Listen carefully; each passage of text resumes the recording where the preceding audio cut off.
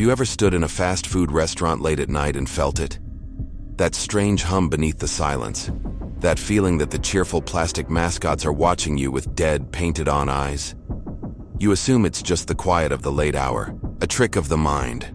But what if it isn't? What if the place itself is just waiting? Waiting for the doors to lock, for the daytime consciousness to bleed away, so its true nature can awaken. Tonight, we're not talking about ghost stories. We're talking about rules.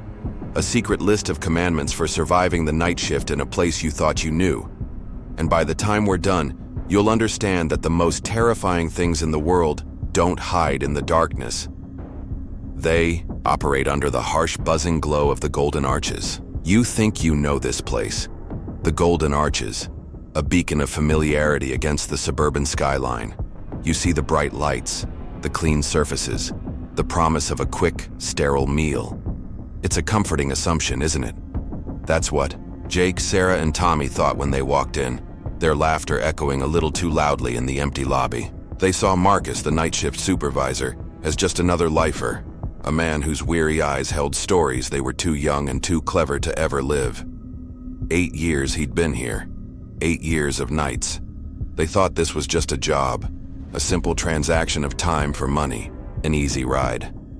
But the moment the day manager handed Marcus the keys and the lock clicked shut, the reality they assumed began to dissolve like salt in water. They just didn't feel it yet. The air didn't just get quiet, it began to listen. This place, you see, has a consciousness all its own. Marcus watched them, a faint, sad smile on his lips. He'd seen that look 100 times. The easy confidence of the uninitiated. He let them have their moment, let them lean against the cold stainless steel counters and joke about the ghosts in the fryer. He let them believe they were in control. But he knew, and soon they would too, that the night shift isn't just a different time of day. It's a different state of being. The building itself changes. It exhales. The cheerful red and yellow decor seems to deepen, to take on a more primal, menacing hue. The shadows don't just lengthen, they crawl. They have weight. Marcus felt the subtle shift in the atmosphere, the hum of the freezers dropping to a near subsonic thrum that vibrated not in the ears, but in the bones. He was the gatekeeper too. This inner world and their initiation was about to begin. The only question was whether they would accept it. Forget everything you think you know. Marcus's voice cut through their chatter, low and steady, a rock in a churning sea. He didn't yell. He never had to. His presence was an operant power in itself. This isn't about making food. It's about making it to sunrise. Jake snorted, a dismissive sound that died in his throat as he met Marcus's gaze. There was no humor there, only a chilling certainty. Marcus began to walk them through the restaurant, but he wasn't pointing out the prep stations or the cleaning supplies. He was pointing out the things that weren't right. The way the reflection in the darkened windows sometimes showed the room as it used to be, decades ago. The way the air in the play place was always degrees colder, a pocket of unnatural stillness. He was teaching them a new language, the language of this place. A language where feeling is the key, the only real tool for survival. The recruits followed, their footsteps suddenly hesitant. The familiar space was becoming alien territory before their very eyes. Every hum, every flicker of the fluorescent lights now seemed intentional, a coded message from the building itself. Sarah swore she saw one of the Happy Meal toys on the display shelf turn its head, just a fraction of an inch. She blinked, and it was still again. Was it her imagination? That's the first test. Learning to trust that what you feel is more real than what you see. Marcus explained that the night doesn't create monsters. It reveals what was always there, hidden beneath the bright, distracting noise of the day. It's a selective process. The night chooses what to show and to whom. You don't get to decide what you believe. The night decides for you. The only choice you have is how you respond to the truth it presents. Tommy was the first to break the silence, his voice a nervous tremor. What are we supposed to do? Marcus stopped in front of a laminated sheet of paper taped to the office door, its edges yellowed and worn. On it, typed in a stark, blocky font, were 7 rules. "You don't do anything," Marcus said, his voice barely a whisper. yet it filled the entire space. You simply become what the rules demand. You stop being the person who walked in that door and you become part of the night shift. In here, until the sun rises, you aren't a kid looking for a paycheck. I am the night shift supervisor, and you already are the crew. Your only job is to remember that. He tapped the paper. And to follow these, without question, without hesitation. But that's only the surface. Here is the second block. Marcus didn't read the rules aloud. He made them read the list for themselves, forcing them to absorb each word, each stark, terrifying command. The paper was old, the lamination peeling at the corners, but the black ink was as bold and absolute as the day it was printed. It wasn't a set of corporate guidelines, it was a covenant, a survival manual for a reality they had unknowingly stepped into. Jake's hand trembled slightly as he traced the first line with his finger. Rule No. 1. The front doors are locked at 10 p.m. They do not open again until 6 a.m. for anyone or anything. You do not hear knocking. You do not see faces in the glass. The doors remain closed. Sarah read it over and over, the simple words forming a complex knot of dread in her stomach. The rule wasn't about security. It wasn't about protecting what was inside from the world outside. You get the feeling it was about protecting the outside world from what was inside. It was a rule of quarantine. Tommy moved on to the next, his voice a dry whisper as he read them. Rule number 2. The ice cream machine is to be shut down, disassembled, and bleached at precisely 2:30 a.m. No exceptions. It doesn't matter if it's working. You do it. This was a ritual. They understood that now. A strange, specific appeasement. It was the next one, however, that made the hair on their arms stand up. Rule number 3. If the main fryer turns on by itself, you have 5 seconds to hit the main breaker. Then all of you will lock yourselves in the walk-in freezer. Count to 90. Do not come out before 90 seconds are up. The specificity was chilling. Not 89, not 91. 90. It implied a precise, non-negotiable window of danger. An event so predictable and so terrible that a formal procedure had been established. This wasn't a story. This was a protocol born from experience, a memory of something awful. The list went on, each rule pulling them deeper into this waking nightmare. Rule number 4. After 3 a.m., you may take orders at the drive-thru, but you do not look into the driver's side window. You do not try to see their face. You take the payment, you give them the food, and you keep your eyes on the transaction. What they are is not your concern. The implication was monstrous, that the beings in those cars were not human, or at least, not something you should allow your consciousness to fully register. Then came the play place. Rule number 5. You will hear things from the play place. Movement in the ball pit, laughter, crying. You ignore it. That part of the building does not belong to you during the night. It is occupied. The childish innocence of the place was twisted into something grotesque, a territory claimed by an unseen and unheard force that demanded to be left alone. An entire section of the restaurant surrendered. Sarah felt a wave of nausea as she read the 6th rule. Rule number 6. If the syrup from any soda dispenser runs black, you do not touch it. You do not try to fix it. You are to immediately cut the water main to the fountain and place an out-of-order sign on the entire unit. The black substance is not syrup. Her imagination reeled, picturing a thick, oily fluid oozing from the cheerful Sprite logo. It was a corruption, a sickness invading the very heart of the restaurant's mundane machinery. And finally, the last one. Rule number 7. The back dumpster is to be taken out before midnight. If you hear any sound from it after 3:30 a.m., a scratching, a thumping, you lock the back door and you do not open it until dawn. No matter what you hear, it spoke of a predator, something that prowled the periphery, contained for now but always waiting, always listening from just beyond the thin metal door. The 3 of them stood in silence, the fluorescent lights buzzing overhead like a trapped insect. The rules were no longer just words on a page. They were living things, entities that now occupied the space with them. This was the true nature of the job. They were not cooks or cashiers. They were keepers. custodians of a fragile peace in a place that balanced on a razor's edge between the world they knew and something else. Jake looked at Marcus, his face pale, his earlier bravado completely gone.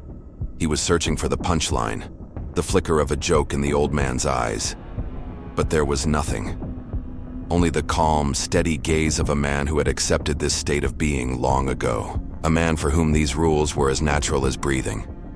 Now, the recruits had to make a selection: believe or be consumed by the consequences of their disbelief. Here's what changes everything. Here is the third block. For an hour, the silence was their only companion. It was a thick, watchful quiet, punctuated by the rhythmic drip of a faucet and the hum of the machines. The four of them moved through the motions of their work, wiping counters that were already clean, restocking sauces that were already full. It was a pantomime of normalcy, a desperate ritual to convince themselves that this was just a McDonald's in the dead of night. Jake kept glancing at the clock. 1:30 a.m. 1:40 a.m. Each tick of the second hand felt like a step closer to something unknown. The rules were no longer a list on the wall. They were a presence in the room, a set of invisible boundaries. You could feel them in the air, the pressure of unspoken laws. Their initial fear had cooled into a low, simmering anxiety. They were trying to hold on to the assumption that this was all an elaborate prank, but the feeling in their gut, that primal sense of being watched, was the key to a truth they didn't want to accept. Then it happened. At exactly 1:47 a.m. Boom, boom, boom. It wasn't a knock.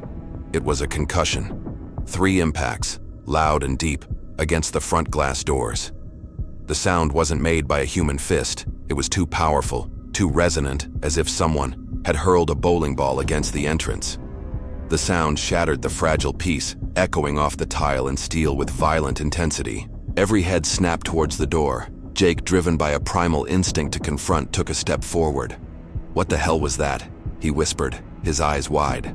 Sarah let out a small, strangled gasp, her hand flying to her mouth. Tommy was frozen, solid behind the counter, his face a mask of pale terror. In that single moment, their carefully constructed illusion of a normal night was utterly demolished. The first rule was being tested. Before Jake could take a second step, Marcus was there. He didn't move fast, but it felt as if he had simply appeared in front of him. A human wall. He placed a firm hand on Jake's chest, not pushing but anchoring him to the spot. "Rule 1, Marcus said, his voice quiet but carrying an immense weight. He didn't even look at Jake. His gaze was fixed on the glass doors, but not on the surface. He was looking beyond it, at whatever was creating the sound, acknowledging its presence but refusing to give it power. "You do not hear knocking," he repeated, not as a reminder but as an instruction on how to manipulate their own consciousness. He was teaching them that survival here wasn't about fighting back. It was about the disciplined selection of what you allow to be real. And the thing at the door was not to be given the currency of their attention. The pounding came again, faster this time, more furious. Boom, boom, boom, boom, boom. It was a frantic, enraged rhythm. The large pane of reinforced glass visibly bowed inward with each impact. A thin, spiderweb crack shot out from the corner of the frame. It was impossible to ignore. A physical assault that vibrated through the floor, up their legs, and into their teeth. This wasn't just a sound anymore, it was a force. Something immense and powerful was right outside, separated from them by a mere half-inch of glass, and it was furious that the doors remained closed. Sarah squeezed her eyes shut, her knuckles white as she gripped the counter. You could feel the sheer will of the thing on the other side, its desperate, hungry desire to get in. It was a test of their resolve against a raw, unimaginable power. Then, just as suddenly as it began, it stopped. The silence that rushed back in was deafening, profound. Jake slowly lowered his gaze to the digital clock above the Friars. The numbers glowed a stark red. 2 a.m. Exactly. The phenomenon, whatever it was, adhered to its own terrifying schedule. The aftermath was a tableau of shock. 3 teenagers, breathing in ragged gasps, staring at a vibrating, cracked door. And Marcus, who was already turning away, picking up a cleaning cloth as if nothing had happened. He didn't offer comfort or explanation. He didn't need to. The lesson had been delivered. They had faced the first test of their new state of being, and they had, by a thread, passed. They had held the line. But the night was far from over and the rules were many. Now go deeper. The adrenaline from the knocking incident left a metallic taste in their mouths. For the next half hour, the recruits worked in a state of hyper-awareness. Every clank of metal, every hum of a refrigerator was a potential threat. They had crossed a threshold in their consciousness. The world was no longer the solid, predictable place it had been just a few hours ago. At 2:25 a.m., Marcus pointed towards the soft serve machine, which was humming quietly in the corner, a perfectly functional piece of equipment. "Time to clean it," he stated. Tommy looked at him, bewildered. "But it's working fine. We cleaned it a few hours ago." Marcus's gaze was flat, unwavering. "The rule is not about it being clean. The rule is about the time. It is 2:25.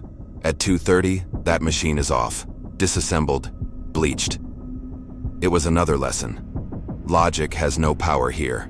The only thing that matters is the selection of the correct action at the correct time. At exactly 2:30 a.m., Marcus flipped the power switch. The machine's gentle hum died with a sad sigh.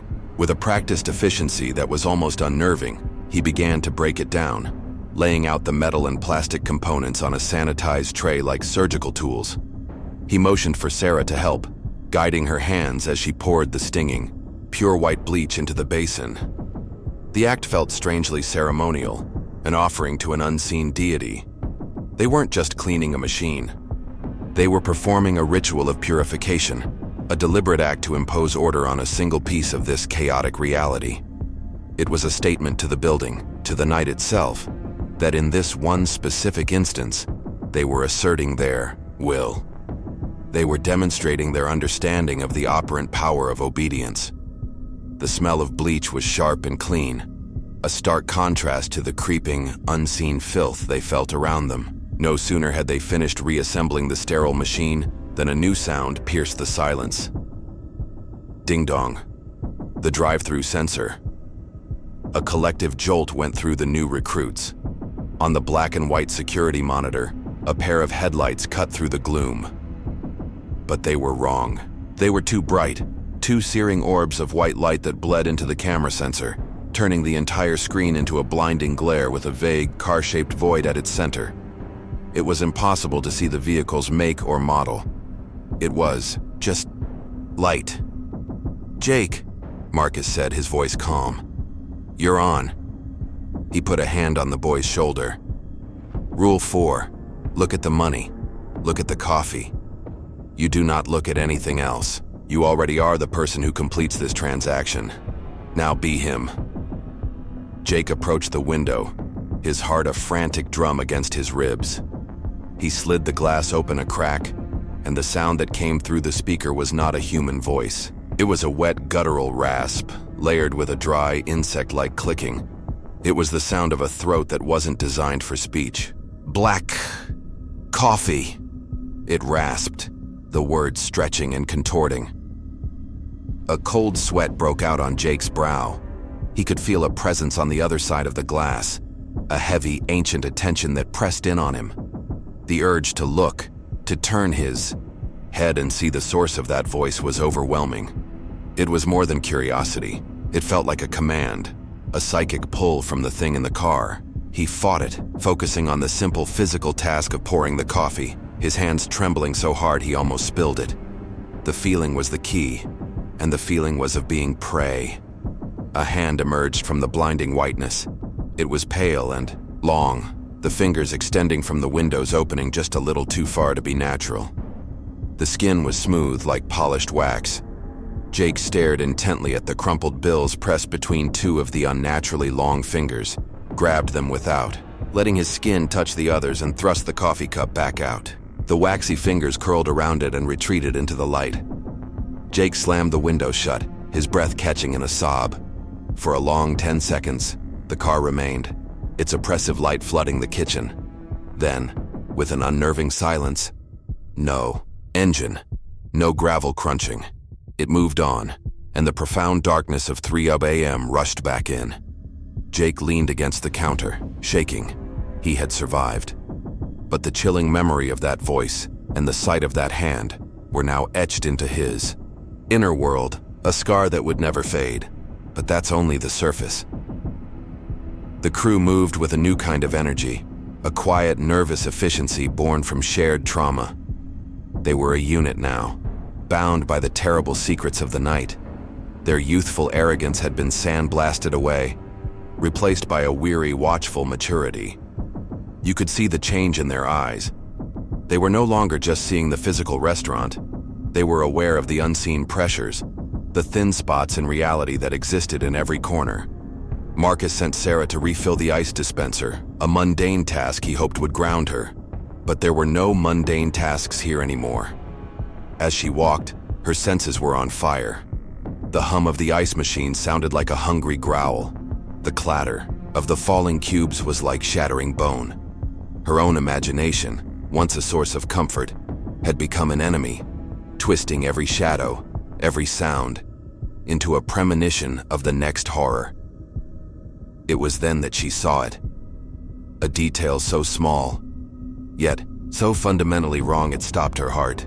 At the soda fountain beneath the cheerful green and yellow Sprite logo was a single drop of black.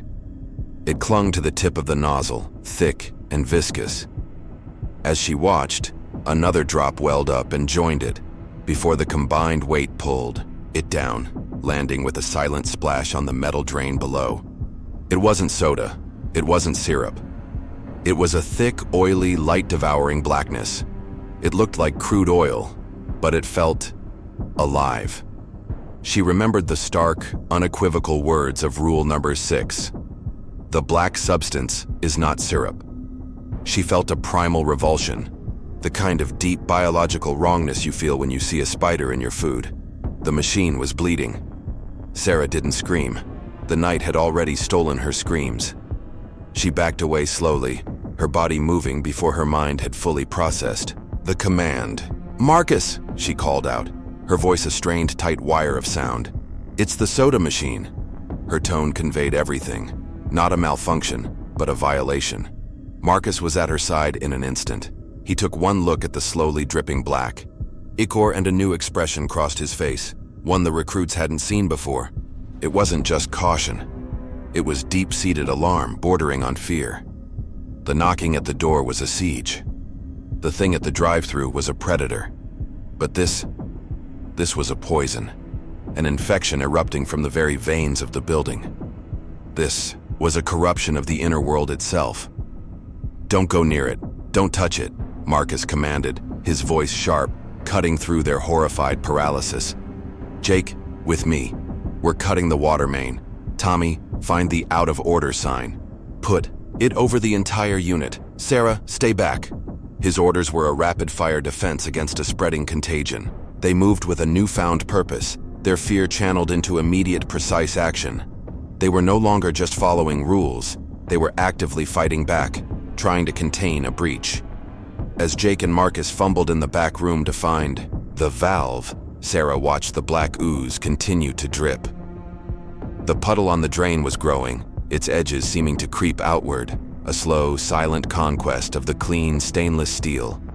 The substance seemed to have its own operant power, a will to expand, to consume. When Marcus returned, he used a long pair of tongs to place the laminated out-of-order sign directly over the contaminated dispenser, a paper seal on a tomb. He tried to wipe the small puddle on the grate with a thick wad of paper towels, but the substance only smeared, refusing to be absorbed. It left a greasy, rainbow-sheen stain that seemed to permanently mar the metal. He abandoned the effort, leaving the quarantine in place. The team stood at a distance, staring at the dead machine. They had followed the protocol, but the feeling of security was gone. The knocking had proven the walls were thin. The car had proven monsters were real. But the black ooze proved that the danger wasn't just outside, trying to get in. It was already here, inside the walls, inside the pipes, a part of the building's sick consciousness. Here's what changes everything. The quarantine of the soda fountain created a dead zone in the middle of the kitchen. They all gave it a wide berth, their eyes refusing to linger on the out-of-order sign that now seemed less like a notice and more like a gravestone. A new, more insidious fear had taken root, the fear of the mundane. If the soda machine could be corrupted, what was next? The milkshake mixer? The grill? The very architecture of their reality felt unstable, as if the physical world they occupied was just a thin crust over something rotten and alive. They were no longer simply employees in a restaurant. You get the feeling they were survivors, trapped on a sinking ship, trying to patch holes in a reality that was actively tearing itself apart from the inside out. Their inner world was now one of constant low-grade terror, waiting for the next system to fail, the next rule to be invoked. They didn't have to wait long. With a sudden, deafening vibuhush, the main fryer ignited. It wasn't the gentle click and hum of the thermostat kicking in.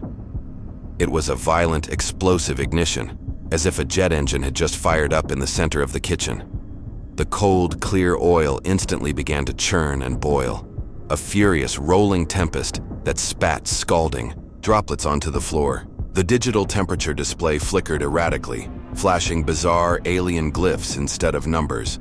It was a technological seizure, a machine having a violent, malevolent fit.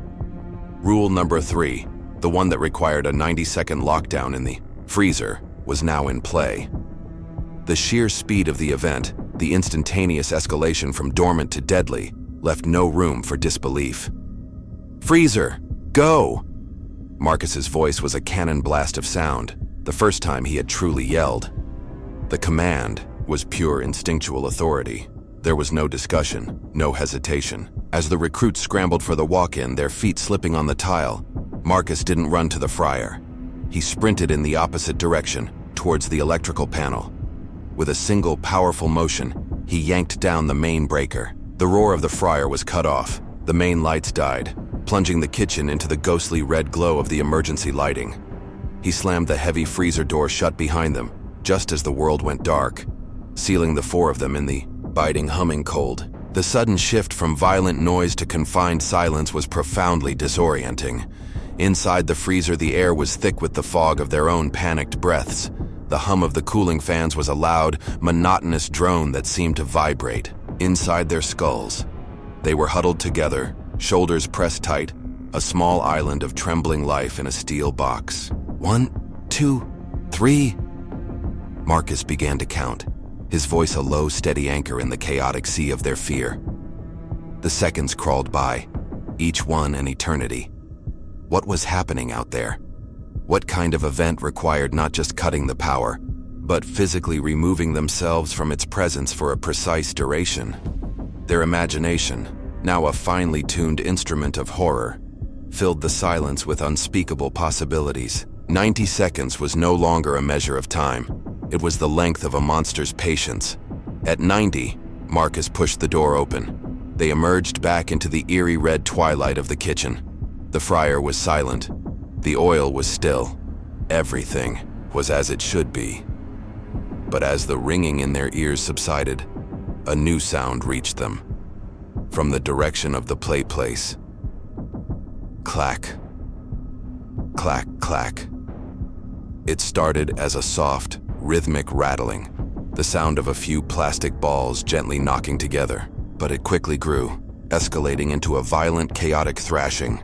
It sounded as if something huge and powerful was flailing wildly inside the ball pit, sending waves of plastic spheres crashing against the inside of the slides and windows. It was a frantic, desperate, and utterly terrifying sound. They all froze, staring into the darkness where the colorful playground was hidden. Marcus didn't even look. "Rule 5, he said, his back to the noise. "We hear nothing. Now go deeper." The silence left by the play place was a gaping wound.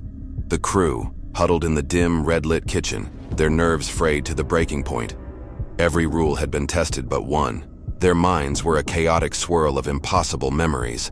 A knocking that obeyed the clock, a voice from a void of light, a machine that bled black ooze, and a 90-second plunge into a frozen hell. They had been systematically stripped of every assumption they held about the world. They now understood that reality was not a fixed state. It was a fragile agreement, and at night in this place, that agreement was renegotiated moment by terrifying moment.